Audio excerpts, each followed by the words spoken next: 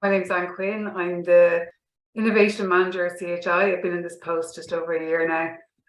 My background is in organisation development, and I've mainly worked in healthcare settings over the years, many years. I won't tell you how many. So I'm here today to talk about empathy as a driver for healthcare innovation and how that can help us to shift our perspective or think differently about healthcare challenges or needs. So why are we talking about having a different perspective or thinking differently?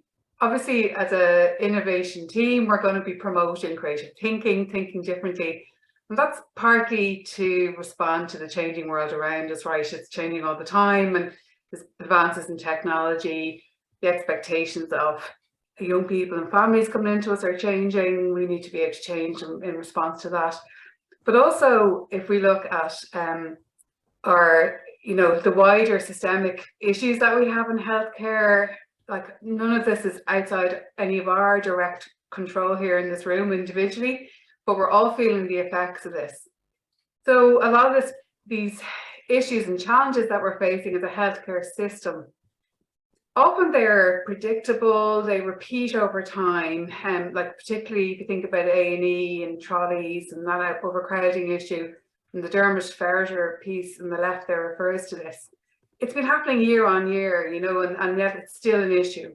So it's a little bit about how can we think differently to solve these problems. And the Einstein quote here is, talking about the thinking that we used when we created our problems. It needs to be different when we're looking to solve those problems. So how can we think differently, and how can we see the world in a different way?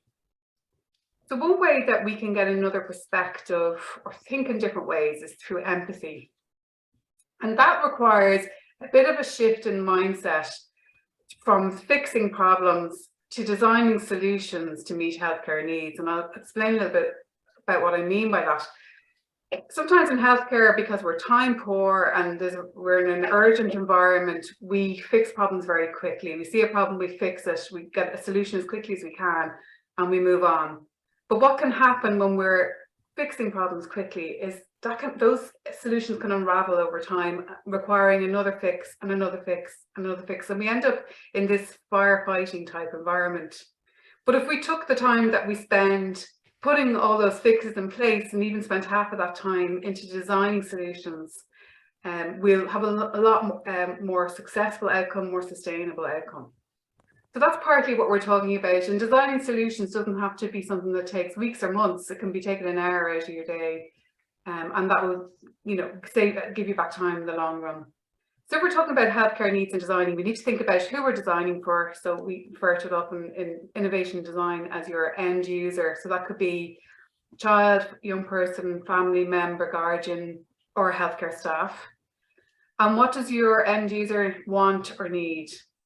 And if we get a deeper understanding of those needs, we're more likely to come up with a response that's effective, that's going to be used, and that's going to be sustained over time. So we won't have to keep going back and fix something that's broken. So we're looking for insight, and we're looking for surprises along the way, things that we're noticing. So how can we get this insight? And this is adapted from a field book that was developed by the Stanford Design School, and they're one of the forerunners for design thinking along with IDEO. And they talk about immersion, observation, and engagement. So immerse, we've all had this experience, a lot of us have had the experience of either being a patient or experiencing healthcare alongside a family member, whether it's your child or a parent. And you definitely get a different perspective, don't you, when you're on the other side of the health delivery, when you're receiving that service. And it gives you insight that you just don't get when you're the person responsible for delivering the service or supporting the service. So there's something about immersion that gives a different type of insight. It helps us to notice things in a different way. And there's other ways that you can immerse yourself in experience without being a patient. You can sit in a waiting room, experience what that's like. You can follow through the patient's footsteps through a particular care pathway. It's just another way to get insight. Observation is another way. So that's a little bit about creating a bit of distance between you and your particular area or service or part that you're trying to innovate or improve. And taking time to observe, not just see, but actually actually observe. So like the difference between hearing and listening, they're two different things. So stepping back and just seeing how people behave or react, patients, families, other staff, and that can give you good insight as well into what you're trying to improve or innovate on.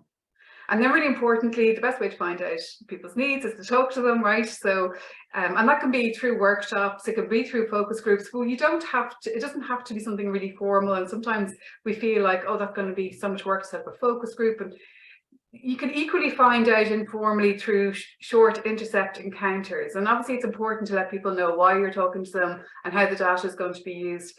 But it doesn't have to be something very formal. And the picture here was from a project we did around the wards for the new hospitals. So we took 25 healthcare ward-based staff from across the hospitals through a design thinking process over a series of about 5 or 6 workshops. And we asked them as part of that to do empathy exercises. And before they came into that workshop, we couldn't have patients or family members in the room because we were quite restricted around COVID. So what we asked them to do was to go out and do field work. And equally, this is something that all of us can do as well. So we gave them templates for semi-structured interviews, very light, informal. But one of the clinical nurse specialists came back with this drawing that a child had drawn, a patient had drawn in her ward. And this gave us really good insight into what mattered to this particular patient and what she needed from a ward environment. So there's all kinds of ways that you can collect that information. Obviously, working with children, we have to be a bit more creative in how we collect that information, but equally their needs are as obviously as valid. So I'm just going to talk through some tools that can be really helpful. Some of you will be familiar with them, and particularly this one, empathy map.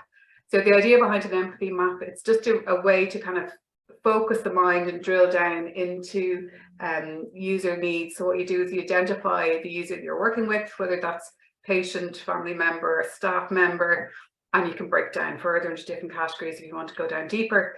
I'm thinking a little bit about what they're thinking and feeling in a particular situation, what they're seeing, what they're saying and doing, and what they're hearing. And this can give you a really good insight into the needs that they have in any particular situation. And it can help you identify the pains that they're experiencing with the service or area and the potential gains or things that are working well for them. This is just how we've used it in practice. And you can see a couple of different ways. We just, on the left there, we just got an A3 sheet and marked it up. It doesn't have to be fancy printing. And then you can draw directly onto the template or use Post-its to collect insight. And there are 2 projects that we worked on over the last year. Another useful tool is a user journey map. So the idea behind this is that you can look at the entire end-to-end journey of a patient. So whether it's a care pathway or whether it's their experience of coming into a particular area, and look at the particular points. And if you're working, if you're doing field work with this, or you're workshopping this with your users in the room, whether that's family members or young people or staff, it's helpful to get them to call out what the memorable moments are for them along that pathway, as well as, you know, what we would see as the main key points. And then the middle section here is a bit like an emotional map where you're looking at the highs and lows. You're drawing kind of a line to represent what the highs and lows are for them. And if you look at the different points in their process alongside their highs and lows in terms of experience, you can get some really good insight into the areas that you could potentially look at for improvement. And then towards the end of your empathy discovery, if you're doing a project, a really useful thing to do is to develop a user needs statement. So often when we achieve is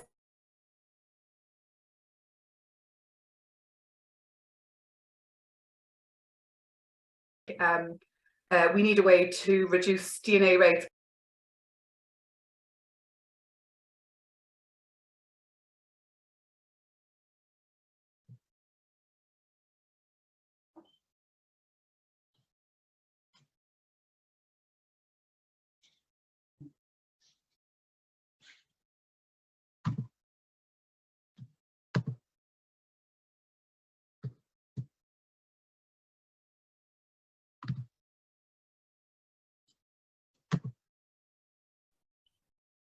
So this is a way to get a perspective from the point of view of the user and not just the service. And similar, so it requires a bit of a shift in our perspective. I think we're quite good in pediatrics of, we're quite child and family centered in our approach, and certainly that's been my experience moving from adult healthcare into pediatrics and as a service user myself.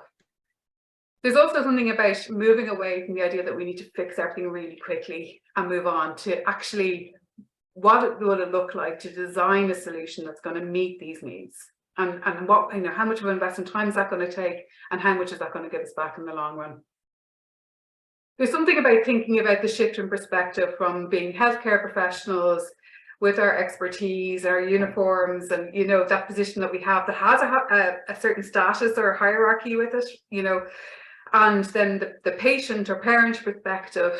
So moving towards the idea that we're all people that have a percentage of the solution, and all patients, parents, families have a lived experience that gives them insight that we don't necessarily have. So how can we work together collaboratively to design solutions? And then I think just add in here, sometimes in healthcare, we are so constrained in our environment, right? We're constrained by time, we're constrained by finance, we're constrained by, very often very positively constrained by health and safety regulations that we need to be aware of. So we work with a lot of constraints and we're quite used to that, and that sometimes causes us to start from a place of constraint rather than thinking about possibility. So what we're trying to encourage in innovation is to start with your possibilities. And if you're talking to your user, whether that's staff or service users, what are the possibilities first, and then you apply your constraints, because constraints are important. That's what's going to get your idea or improvement implemented. But if we don't start with the possibilities, we might never get to a really creative and interesting solution. So that's a bit about the shifting in perspective, and I hope that was helpful. We're going to move now into breakout rooms just to have a chat a little bit about what we've heard. So in a moment, I'm going to ask Maura to open up